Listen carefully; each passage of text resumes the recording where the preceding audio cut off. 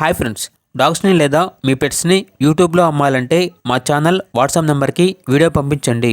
అలాగే మన ఛానల్ని ఇంకా సబ్స్క్రైబ్ చేయకపోతే వెంటనే సబ్స్క్రైబ్ చేసి పక్కనే ఉన్న బెల్ ఐకాన్ని యాక్టివేట్ చేయండి friends. Let's start the video. Hi friends, welcome to our channel.